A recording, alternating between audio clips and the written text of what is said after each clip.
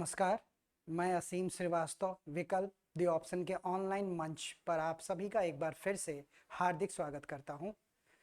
प्यारे अभ्यर्थियों, अब तक मैंने भारत के भूगोल के अंतर्गत जो पहला टॉपिक है भारत के भू आकृतिक या भारत के भौतिक प्रदेश के अंतर्गत बीपीएससी के द्वारा मुख्य परीक्षा में अब तक जो भी प्रश्न पूछे गए हैं, मैंने उन सभी को आपके समक्ष प्रस्तुत किया है कि उसमें क्या लिखेंगे, किस प्रकार लिखेंगे। और फिर मैंने जैसा कहा था कि अब मैं इस टॉपिक को प्रीवियस ईयर क्वेश्चंस को करा लेने के बाद अब इस टॉपिक को मैं विस्तार से समझा भी दूंगा, पढ़ा भी दूंगा, ताकि जो भी प्रश्न आए हैं वो तो आप कर ही लेंगे अगर उसी तरह के प्रश्न आते हैं, और अगर वो प्रश्न नहीं आते इस टॉपिक से दूसरे, तो अभी मैं डिटेल जो पढ़ाऊंगा उसमें वो सवाल आपको जरूर मिल जाएगा। इसीलिए मुख्य परीक्षा में अगर इस टॉपिक से कोई सवाल आया, चाहे वो शॉर्ट आंसर टाइप हो या लॉन्ग आंसर टाइप हो, आप कर पाने में सक्षम होंगे।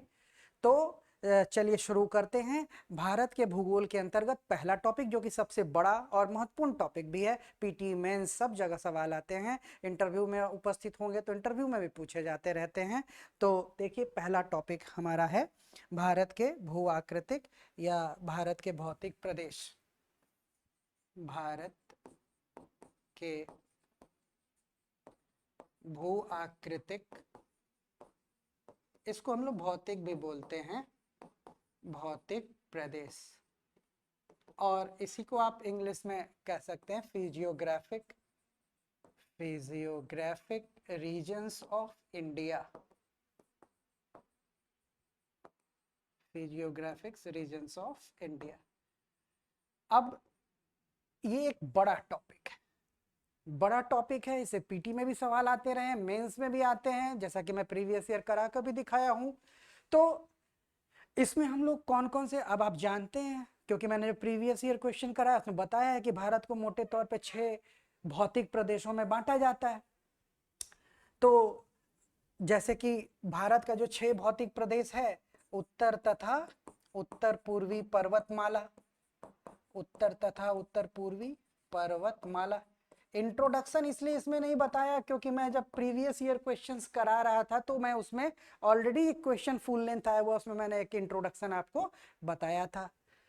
तो दूसरा भौतिक प्रदेश है उत्तरी भारत का मैदान, नॉर्दर्न प्लेन्स ऑफ इंडिया, उत्तरी भारत का मैदान। इसके बाद तीसरा भौतिक प्रदेश जो हम लोग पढ़ेंगे वो प्रायद्वीपीय पठार पढ़ेंगे, प्रायद्वीपीय पठार। चौथा भौतिक प्रदेश हम लोग पढ़ेंगे भारतीय मरुस्थल, भारतीय मरुस्थल। पांचवा जो भौतिक प्रदेश पढ़ेंगे तटीय मैदान, और अंत में हम लोग देख लेंगे छठा भौतिक प्रदेश आइलैंड्स यानी कि द्वीप समूह। इस तरह से भारत के भू आकृतिक या भौतिक प्रदेश के अंतर्गत हमें इन्हीं 6 भौतिक भागों के, भौतिक भूभागों के स्थलाकृतियों के बारे में पढ़ लेना है। इससे जरूर शॉर्ट नोट्स या लॉन्ग आंसर टाइप क्वेश्चन आते रहते हैं। पिछली बार भी आया है 70वीं में और इस बार भी आना चाहिए क्योंकि इंपॉर्टेंट टॉपिक है। तो जैसा कि देख सकते हैं हम लोग इस टॉपिक को भी पढ़ेंगे। तो देखिए, मोटे तौर पे अगर हम कहें कि भारत का जो कुल भौगोलिक क्षेत्रफल है, अगर हम इसको ऐसे लिख दें कि पर्वतीय, मोटे तौर पे जो भारत का पर्वतीय भूभाग का क्षेत्रफल है, फिर पहाड़ी क्षेत्र जो है, पहाड़ी क्षेत्र, या पठारी भूभाग है, या मैदानी भूभाग है। तो भारत की स्थलाकृति को, द्वीप समूह को अगर हम हटा दें तो इसमें बाकी के सब आ जाते हैं, मैदानी, पठारी, पहाड़ी, पर्वतीय भूभाग। तो भारत का जितना भी भौगोलिक क्षेत्रफल है उसका लगभग 10.7% भूभाग जो है वो पर्वतीय भूभाग है।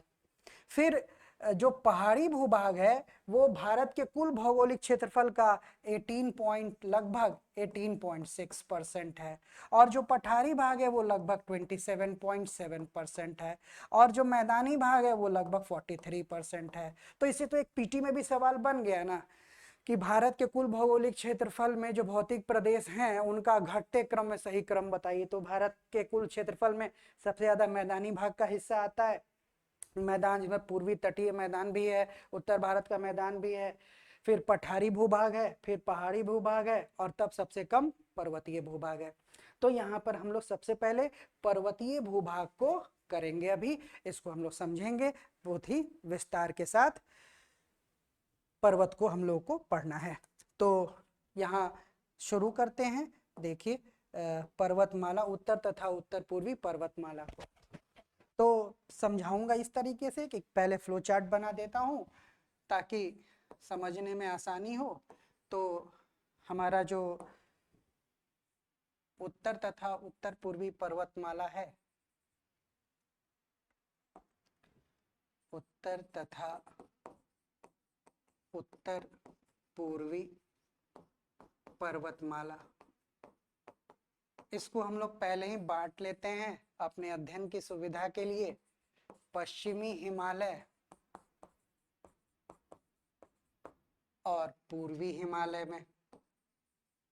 ये मैं प्रीवियस ईयर का जो क्वेश्चन कराया था उसमें कराया था। अगर 7 या 8 नंबर में भी सिर्फ हिमालय पर सवाल आता है तो आप सीधे ये चार्ट बना दीजिए, सबके बारे में 2-2 3-3 लाइन लिख दीजिए, वो 7 से 8 नंबर का हो जाता है। 38 नंबर में भी हिमालय पर आता है तो हिमालय को पूरे विस्तार के साथ समझाना है। और अगर 38 नंबर के प्रश्न में पूरा का पूरा भारत का भौतिक प्रदेश आता है, जो कि मैंने प्रीवियस ईयर क्वेश्चन में कराया है, उस तरीके से कर लेना है। तो यहाँ देखिए पश्चिमी हिमालय में, इसको हम लोग ट्रांस हिमालय में बांटते हैं, ट्रांस हिमालय, और हिमालय पर्वतमाला में बांटते हैं, हिमालय पर्वतमाला। और पूर्वी हिमालय के अंतर्गत उत्तर पूर्व की पहाड़ियां हैं, उत्तर पूर्व की पहाड़ियां, जिसको हम लोग पूर्वांचल पहाड़ियां भी बोलते हैं, पूर्वांचल पहाड़ियां भी बोलते हैं। ट्रांस हिमालय को 4 पर्वत श्रेणियों में बांटा जाता है। पहले को बोलते काराकोरम, काराकोरम। दूसरे को बोलते हैं लद्दाख, लद्दाख श्रेणी, अगर यहाँ श्रेणी लिख दें तो लद्दाख श्रेणी। फिर जास्कर पर्वत श्रेणी, और फिर कैलाश। इस तरह से ट्रांस हिमालय को हम लोग 4 भागों में बांटते हैं। और हिमालय पर्वतमाला को 3 समानांतर श्रेणियों में बांटते हैं, महान हिमालय, मध्य हिमालय जिसको लघु हिमालय, लेसर हिमालय भी बोलते हैं, और शिवालिक। इन 3 समानांतर श्रेणियों में हम लोग हिमालय पर्वतमाला को बांटते हैं। और पूर्वांचल पहाड़ियों के अंतर्गत उत्तर से दक्षिण कई छोटी छोटी पहाड़ियां हैं, जैसे कि अरुणाचल प्रदेश में पटकाई बूम, नागालैंड में नगा पहाड़ी, फिर मणिपुर में मणिपुर हिल या मणिपुर पहाड़ी, मणिपुर हिल, इंग्लिश में हिल बोलते हैं, आप हिंदी में भी हिल लिख सकते हैं। फिर मिजोरम में मिजो, या इसका एक और नाम है लुसाई, तो मिजो या लुसाई हिल भी बोल सकते हैं। और अंत में त्रिपुरा में त्रिपुरी पहाड़ी या त्रिपुरी हिल। इस तरीके से उत्तर तथा उत्तर पूर्वी पर्वतमाला को हम लोग इतने भागों में बांट लेते हैं अपने अध्ययन की सुविधा के लिए। इवन एग्जाम में भी ये बनाना हितकर होता है, फायदेमंद होता है। अब आपको बता देना है कि उत्तर तथा उत्तर पूर्वी पर्वतमाला को 2 भागों में बांटते हैं, पश्चिमी हिमालय और पूर्वी हिमालय। पश्चिमी हिमालय को पुनः 2 भागों में बांटते हैं, ट्रांस हिमालय और हिमालय पर्वतमाला। ट्रांस हिमालय, अब हम लोग और फिर आगे लिख देंगे कि पश्चिमी हिमालय को ट्रांस हिमालय और हिमालय पर्वतमाला में बांटते हैं, जबकि पूर्वी हिमालय के अंतर्गत उत्तर पूर्व की पहाड़ियां आती हैं। अब हम लोग ट्रांस हिमालय की पहले व्याख्या करेंगे और तब हिमालय पर्वतमाला की। तो ये जो ट्रांस हिमालय है, इसकी अब हम लोग कैसे व्याख्या करते हैं, तो यहां देखेंगे, यहां इस वाले मैप में देखिए, ये सबसे ऊपर ये है काराकोरम यहां पे।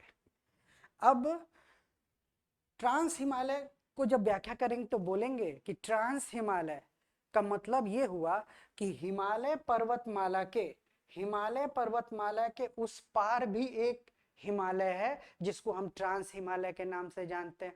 और ट्रांस हिमालय के अंतर्गत 4 श्रेणियां शामिल हैं, काराकोरम, लद्दाख, जास्कर और कैलाश, काराकोरम, लद्दाख, जास्कर और कैलाश, ये 4 श्रेणियां हो गई ट्रांस हिमालय के अंतर्गत। अब हम लोग पहले काराकोरम की व्याख्या करेंगे। आप चाहें तो मैं इसको और बड़ा चित्र एक बनाकर आपको समझाने का प्रयास करता हूं। देखें तो यहाँ पे आप देखेंगे, ये थोड़ा बड़ा सा एक चित्र आपके अच्छे विजिबिलिटी के लिए इस तरीके से मैंने बना दिया। अब यहाँ पे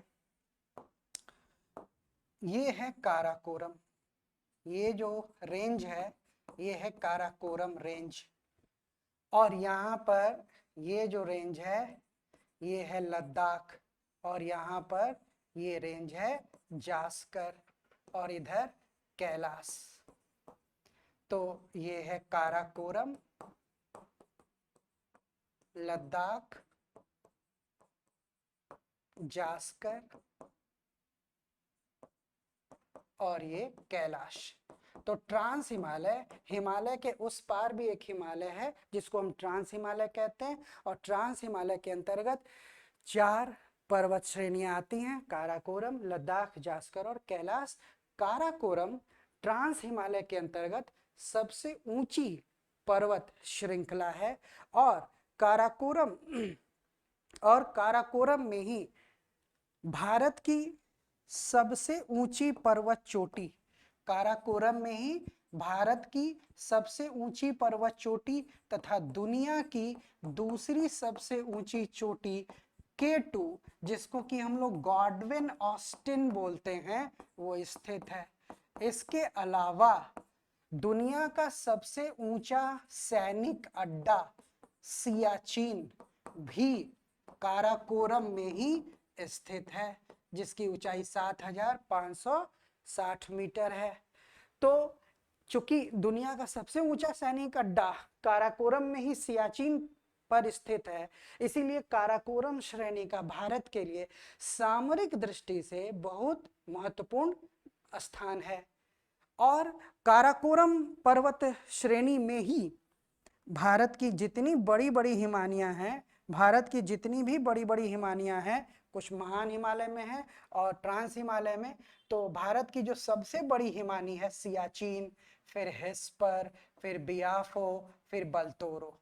तो भारत की जो सबसे बड़ी बड़ी हिमानियां हैं, सबसे बड़ी हिमानी भारत की सियाचिन है, फिर हेस्पर है, फिर बियाफो है और फिर बल्तोरो। ये 4 सबसे बड़ी हिमानियां काराकोरम में ही हैं, जो ताजे पानी का बहुत बड़ा भंडार है, और भी हिमानियों की बहुत बड़ी भूमिका है, उनका भी एक महत्व है, हम लोग आगे इसको डिस्कस करेंगे।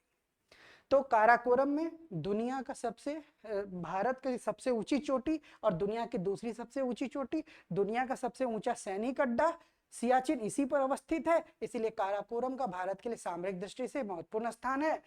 साथ ही भारत की जितनी बड़ी बड़ी हिमानियां हैं वो सब काराकोरम श्रेणी पर स्थित हैं। काराकोरम श्रेणी का ही एक नाम, काराकोरम श्रेणी का ही एक नाम कृष्णागिरी पर्वत भी है, कृष्णागिरी पर्वत भी है। और काराकोरम को backbone of the high Asia, उच्च एशिया की रीढ़ भी बोला जाता है काराकोरम पर्वत को, और इसकी चौड़ाई 110 से 130 मीटर के आसपास है। तो ये हमने काराकोरम श्रेणी की व्याख्या कर दी। अब हम लोग व्याख्या करेंगे लद्दाख श्रेणी की। तो यहां से एक नदी निकलती है और इस तरीके से बहती है, ये नदी है सिंधु, ये है सिंधु नदी। अब यहां से एक नदी आती है और सिंधु में मिलती है, इस नदी का नाम है श्योक, जो कि सिंधु की दाएं हाथ पे मिलने वाली सबसे बड़ी सहायक नदी है, largest right bank tributary of Indus, Shyok नदी। तो काराकोरम के दक्षिण पूरब में श्योक और सिंधु नदी के बीच जो पर्वत श्रेणी है वो लद्दाख है, और लद्दाख श्रेणी नीस और ग्रेनाइट चट्टानों से बना हुआ है, और इसकी औसत ऊंचाई 3500 से 4000 मीटर के आसपास। लद्दाख श्रेणी के दक्षिण में और उसके समानांतर, मतलब यहां आप देखें तो यहाँ से हिमालय पर्वतमाला शुरू हो जाता है। तो हिमालय पर्वतमाला के उत्तर तथा लद्दाख के दक्षिण में जो पर्वत श्रेणी है, इन दोनों के बीच में, वो है जास्कर। और जास्कर की औसत ऊंचाई है 6000 मीटर।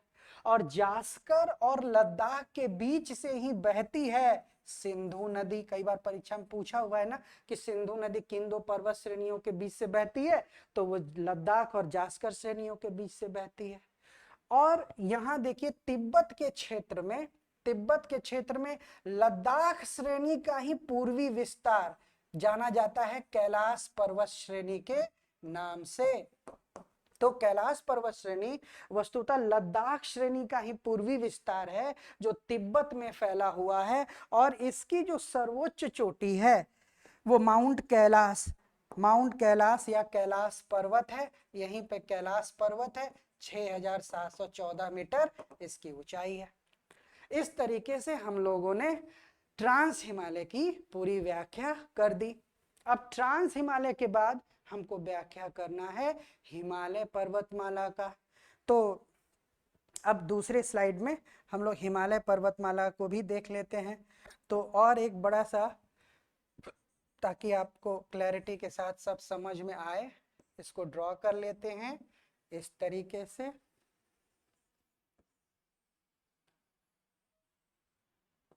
अब देखिए हम लोग हिमालय पर्वतमाला, तो यहाँ पे पहले तो हम लोग ट्रांस हिमालय को, ये काराकोरम, फिर ये लद्दाख, फिर ये जास्कर और फिर ये कैलाश। तो ये तो हम लोगों ने ट्रांस हिमालय को, ये काराकोरम, ये यहाँ पे लद्दाख, ये जास्कर और ये कैलाश, ये हम लोगों ने अभी अर्लियर डिस्कस किया, ये हो गया। अब हम लोग डिस्कस करने जा रहे हैं महान हिमालय को, सॉरी हिमालय पर्वतमाला को। तो पहले मैं ये ड्रॉ कर देता हूँ यहाँ पे, ये महान हिमालय है, फिर यहाँ मध्य हिमालय है, इस तरीके से मध्य हिमालय, और ये है शिवालिक, ये शिवालिक है। तो हिमालय पर्वतमाला को बताने के लिए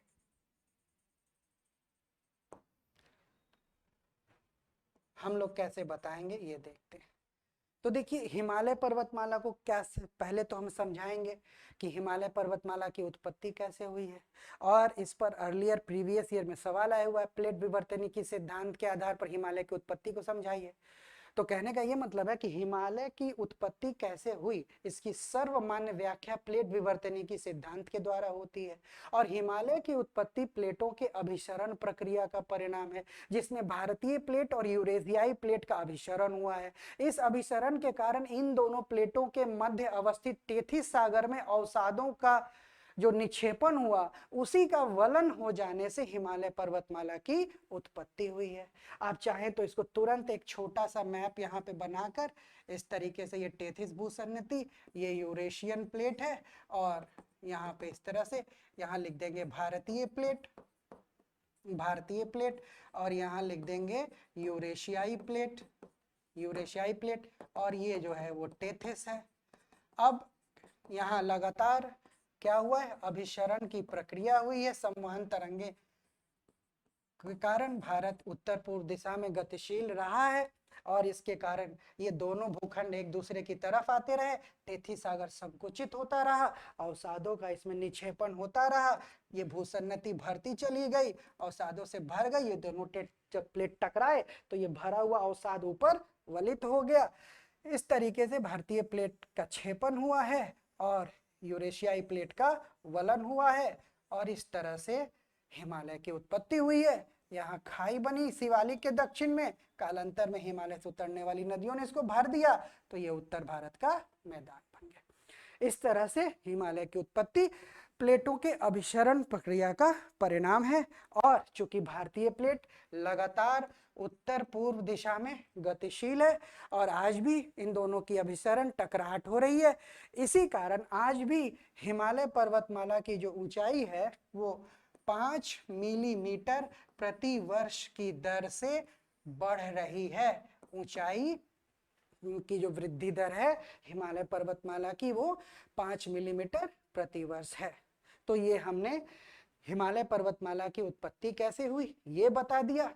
अब हम बता देते हैं हिमालय पर्वतमाला का एक छोटा सा इंट्रोडक्शन दे देंगे कि हिमालय पर्वतमाला, अब यहाँ जैसा कि हम लोगों ने ड्रॉ किया था इंडस रिवर को, हिमालय पर यहाँ से ये सिंधु नदी है, यहाँ से आप जानते हैं यहाँ से ब्रह्मपुत्र आती है, तो यहाँ से ये ब्रह्मपुत्र है। तो आप बता सकते हैं कि हिमालय पर्वतमाला पश्चिम में सिंधु नदी गॉर्ज, गॉर्ज क्योंकि सिंधु नदी हिमालय को काटती है तो खड्ड महाखड्ड बना देती है जिसको गॉर्ज या कैनियन बोलते हैं।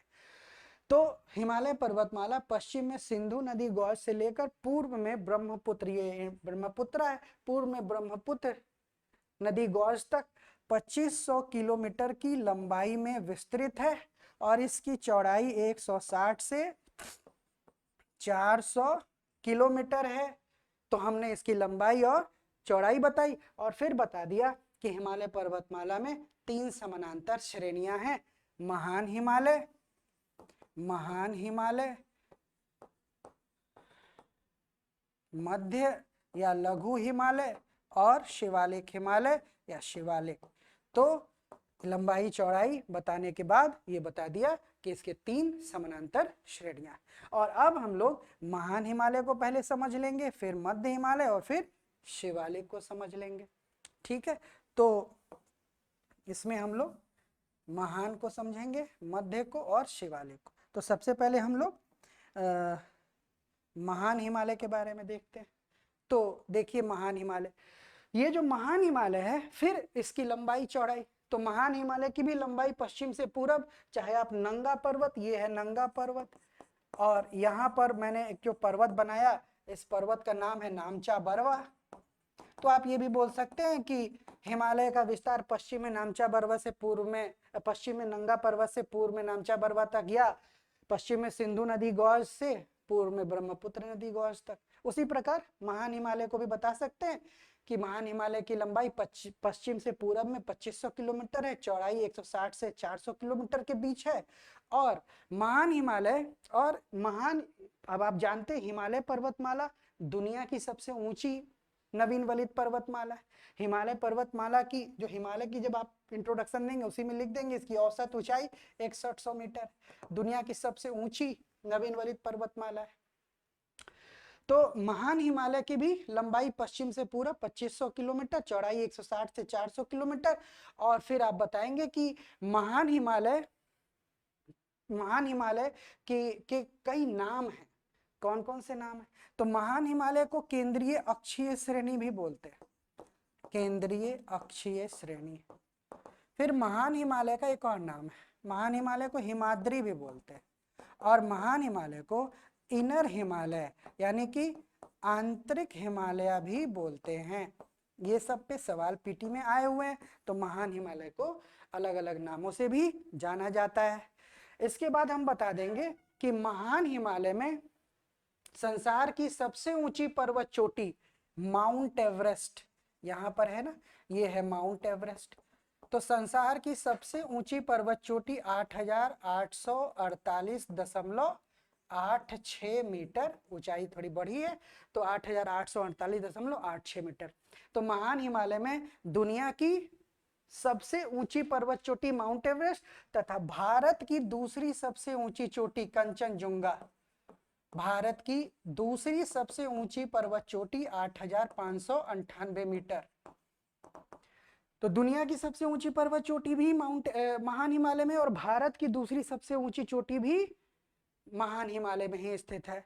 फिर हम ये भी बता सकते हैं कि दुनिया में 7000 मीटर, पूरी दुनिया में 7000 मीटर या उससे अधिक ऊंचाई की जितनी पर्वत चोटियां हैं उनमें से अधिकांश महान हिमालय में ही हैं।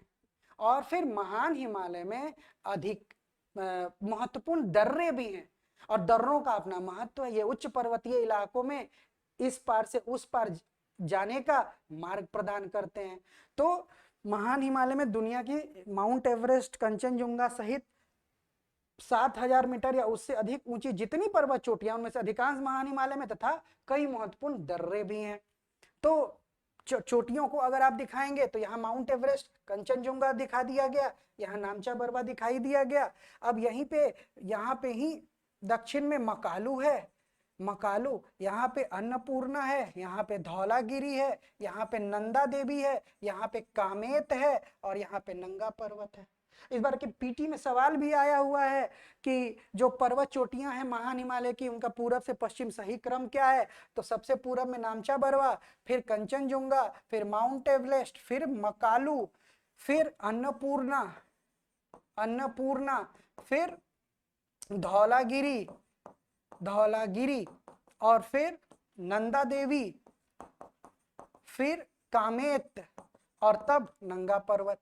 फाउंडेशन बैच होता तो मैं सबकी ऊंचाई भी यहाँ पे लिखा देता कि घटते क्रम में सजाइए, तो ये क्रम हो गया। और कुछ महत्वपूर्ण दर्रे भी हैं, तो दर्रे यहाँ अगर आपको दिखाना चाहें, कुछ कलर ले ले, व्हाइट ले लेते हैं, तो देखिए यहाँ पर जो दर्रा है, यहाँ पे इसका नाम है जोजिला, पीटी में पूछा भी हुआ है। यहाँ पे जो दर्रा है इसका नाम है जोजिला। यहाँ पे हालांकि ट्रांस हिमालय में है काराकोरम, यहाँ पे है बुर्जिल, यहाँ पर है दर्रा पीर पंजाल, यहाँ पे जो दर्रा है बनिहाल, यहाँ पे जो दर्रा है बड़ा लाचला, यहाँ पे जो दर्रा है वो रोहतांग। फिर यहाँ पे जो दर्रा है इसका नाम शिपकीला है। फिर उत्तराखंड में थागला, मानला, नीतीला, लिपुलेख, ये महत्वपूर्ण दर्रे हैं। तो सिक्किम में यहाँ नाथुला और यहाँ पे जेलेपला। तो अरुणाचल प्रदेश में यहाँ पर यांगयाप, और अरुणाचल प्रदेश में एक और दर्रा यहाँ पे जिसका नाम है बोमडीला। तो इस तरह से महान हिमालय में संसार की सबसे ऊंची पर्वत चोटी सहित भारत की सबसे ऊंची चोटी, दूसरी सबसे ऊंची चोटी सहित दुनिया की सभी सबसे ऊंची चोटियां अधिकांश रूप में इसी में है, और सारे महत्वपूर्ण दर्रे भी महान हिमालय में ही हैं। इस तरह से महान हिमालय की पूरी व्याख्या हो गई। अब महान हिमालय के बाद हम लोगों को क्या व्याख्या करना है? मध्य हिमालय, इसको लघु हिमालय भी बोलते हैं और शिवालिक हिमालय भी कहते हैं। इसकी व्याख्या हम लोग अगले क्लास में करते हैं। उम्मीद करता हूं आपको ट्रांस हिमालय और हिमालय के अंतर्गत महान हिमालय का ये लेक्चर पसंद आया होगा। अब हम लोग करेंगे महान और मध्य और शिवालिक के बारे में। ठीक है, थैंक यू सो मच। जल्द ही मिलता हूं अगले लेक्चर के साथ। Thank you once again.